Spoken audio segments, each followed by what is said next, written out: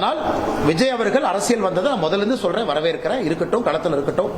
ஆனா கடைசி 10 நாள் இந்த களம் என்பது திராவிட முன்னேற்ற கழகம் ஆட்சியில் இருக்கக்கூடிய கூட்டணி, அனைத்து இந்திய அண்ணா திராவிட முன்னேற்ற கழகத்தினுடைய என்டிஏ கூட்டணி, உங்க 2 பேர் தான் ரேஸ்ல இருப்பாங்க. லாஸ்ட் 2 வீக்ஸ்ல நீங்களே கண்கூட பார்க்க போறீங்க. அப்படிதான் களம் மாறும். களம் மாற ஆரம்பிச்சிருச்சு. கடந்த லாஸ்ட் 2 வாரத்தில் நமக்கு தெரியும். ஆனா கேரளாவை பொறுத்தவரை பாரதிய ஜனதா கட்சி உறுதியாக நிறைய இடத்துல வெற்றி பெறுவாங்க. திருவனந்தபுரத்தில் நெமம் ஆரம்பித்து பாலக்காடு, உதாரணத்துக்கு நேற்று திரிசூர்ல பார்த்தங்கன்னா ஒரு சிட்டிங் கம்யூனிஸ்ட் எம்எல்ஏ முகுந்தன் என்கின்ற ஒரு எம்எல்ஏ நாட்டிகா என்கின்ற தொகுதியில நம்ம கிட்ட வந்து போட்டி போடுறார். அது எஸ்சி ரிசர்வ்டு தொகுதி, அங்கேயும் வெற்றி வாய்ப்பு. தேவிகுளத்தில் நம்ம தமிழ்காரர் ராஜேந்திரன் 3 முறை கம்யூனிஸ்ட் எம்எல்ஏவா இருந்தவர் 2026 பாரதிய ஜனதா கட்சி வேட்பாளராக போட்டி போடுறாரு. நிறைய பாக்குறாங்கன்னா மேல காசர்கோடுல பாத்தீங்கன்னா சுரேந்திரன் அவங்க வெட்டி போடுறாங்க. அப்புறம் முன்னாள் முதலமைச்சருடைய டாக்டர் அவங்க பாரதிய ஜனதா கட்சியில திரிசூர் தொகுதியில போட்டி போடுறாங்க.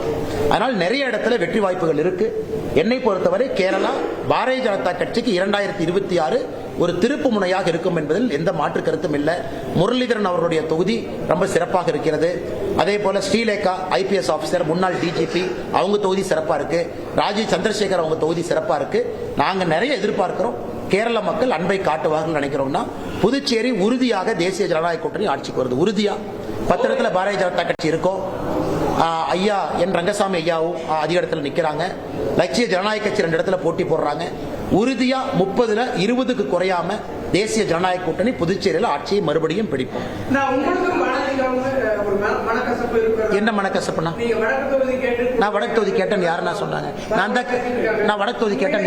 அண்ணா ஒரு நிமிஷம், நான் வடக்கு தொகுதி கேட்டேன் யாருன்னா சொன்னாங்க? ஒருத்தர் கேட்டார் அண்ணே நாகர்கோவில் கேட்டீங்கன்னு, ஒருத்தர் கேட்டார் அண்ணே மொடக்குறிச்சி கேட்டீங்க, மொடக்குறிச்சி தலைவர் இங்க இருக்கிறாரு. ஒருத்தர் கேட்டார் அண்ணே நீங்க திருப்பத்தூர் கேட்டீங்கன்னு. அண்ணா தொண்டர்களுக்கு ஆர்வம் இருக்கலாம், தலைவர்களுக்கு ஆர்வம் இருக்கலாம். எலெக்ஷன்ல நம்ம போட்டியிடுவதற்காக விருப்பத்தையே கொடுக்காதப்ப நம்ம எந்த தொகுதி கேட்க போறோம்? வானதி அக்கா அவர்கள் வடக்கு தொகுதியில் எத்தனை நாளா வேலை பார்க்கறாங்க உங்களுக்கு தெரியும், எனக்கு தெரியும். கோயம்புத்தூருடைய சவுத் எம்எல்ஏவாக இருந்தாங்க. அவங்க நார்த்ல வேலை பார்த்துட்டு இருந்தது எல்லோருக்குமே தெரியும். அவங்க அதுல முழுமையா இருந்தாங்க.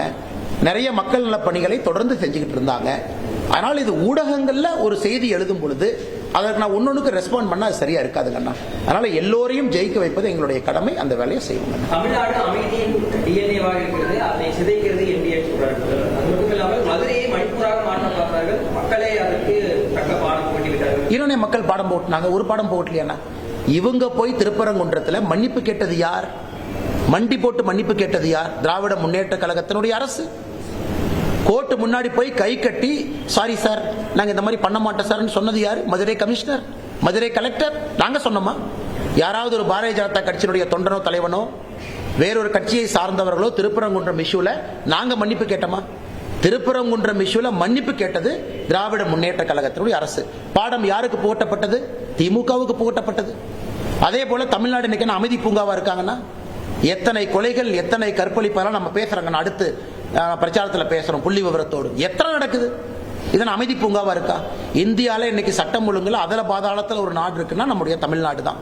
அதனால முதலமைச்சர் அவர்கள் எந்த ஊர்ல இருந்து பார்த்து பேசுறாருன்னு தெரியலீங்கன்னா அவர் இன்னும் கொஞ்ச நாள் ஒரு வாரம் சுத்தினாருன்னா களம் தெரிஞ்சிடும். இப்பதான் மக்களை முதலா பாக்குறாங்க. இத்தனை நாளா கட்சிக்காரங்களை தான் பார்த்துக்கிட்டு இருந்தாரு. ஒரு 10 நாள் தான் மக்களை பாக்குறாங்க.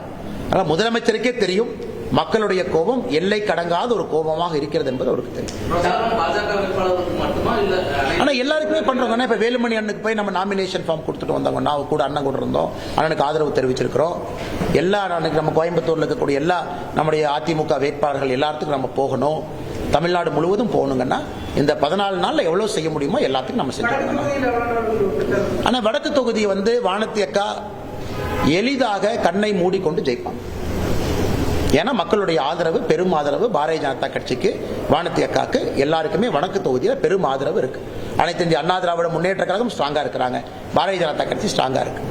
கோயம்புத்தூர் தெற்கு தொகுதியில நீங்க நான் சொல்ற எழுதி வச்சுக்கங்க. அம்மன் அர்ஜுனன் ஒரு வரலாறு காணாத வெற்றி அவர் பெற போறார். நீங்க எழுதி வச்சுக்கங்க. வீடு வீடாக சென்று சந்து பொந்தெல்லாம் போயிட்டு இருக்காங்க. இவங்க அண்டாவை தூக்கிட்டு இங்கே 2 பேர் திமுக காரங்க ஓடிட்டு இருக்கிறாங்க. அதனால கோயம்புத்தூரை பொறுத்த வரைக்கும் எங்கேயுமே கடுமையான பிரச்சாரம் என்று சொல்வதை விட மக்களை சந்தித்து அன்பை கேட்டால் போதும், மக்கள் ஓட்டு போட்டுருவாங்க. கோயம்புத்தூருக்குள்ள எங்கேயுமே பிரச்சனை இருப்பதாக நான் பார்க்கலீங்கண்ணா. எங்கேயுமே பிரச்சனை இல்லை. ஆமாங்க மேடம், மேடம் அதை பத்தி நிறைய ஆர்டிக்கல் எழுதுறாங்க. இன்னைக்கு ஒரு பாரதிய ஜனதா கட்சியினுடைய எம்எல்ஏ அங்க கோயம்புத்தூர் நார்த் வந்த பிறகு குறைகள் இருக்கு, நான் இல்லைன்னு சொல்லலீங்க.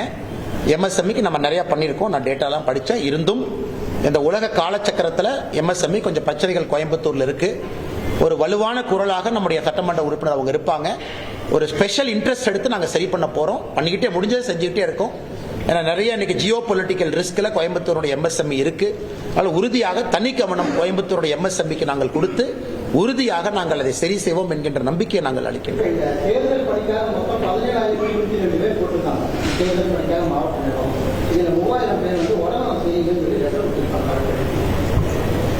அப்படியாங்கண்ணா? தெரியலீங்கண்ணா. 3000 பேர் கிளம்பிட்டாங்கண்ணா. 3000 பேர் கிளம்பிட்டாங்க. அப்ப அரசுல பாதி பேர் கிளம்பிட்டாங்க. இந்த அரசு நம்பி நாம வந்து எலெக்ஷன் வேலை செய்ய முடியாது. எனக்கு தெரியலீங்கண்ணா. ஆனா தெரியல, உங்க உடல்நலம் பிரச்சனை இருக்கலாம். அண்ணா மற்ற இடத்துல கரூர் இல்லைங்கண்ணா, இண்டிபெண்டன்ட் இருக்காங்க, நிறைய இருக்கிறாங்கண்ணா. பட் இதுல தான் கரூர் வந்து ரொம்ப ஸ்டார்க்கா 18 பேர் இருந்தாங்க. மற்ற இடத்துல 1-2 தாங்க நான் பார்த்தேன். தெற்குல தான் அந்த 18 பேர் பார்த்தேன். 18 பேர் தெற்குல.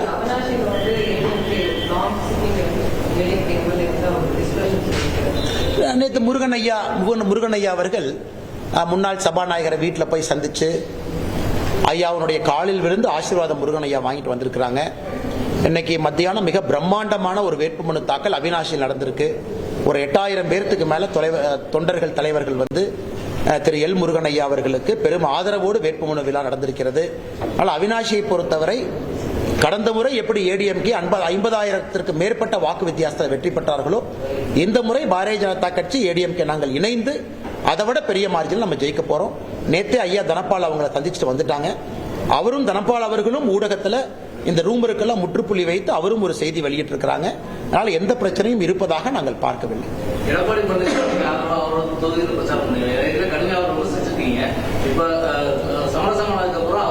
அண்ணே நாமளும் மீடியாவும் சண்டை போடுறோன்னே அப்பப்ப. நமக்குள்ள என்ன வாக்கியா சண்டையா பங்காளி சண்டையாங்கண்ணா?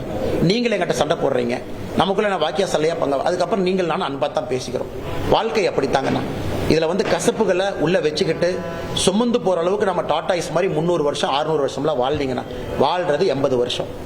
அதனால கசப்புகள் இருந்ததுன்னா அதெல்லாம் அன்னைக்கே போயிருச்சுங்கன்னா. என்னை கட்சி ஒரு முடிவு எடுத்திருக்கு, அந்த முடிவுக்கு கட்டுப்பட்டு எல்லோரும் பணி செய்கின்றோம். நமக்குள்ள எப்படி உறவு இருக்கோ அப்படித்தான், அந்த உறவு அப்படித்தாங்கண்ணா.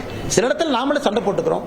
சண்டை என்ன ஆரோக்கியமா உங்க சேனலுக்காக நீங்க போடுறீங்க, நான் கட்சிக்காக நான் போடுறேன்.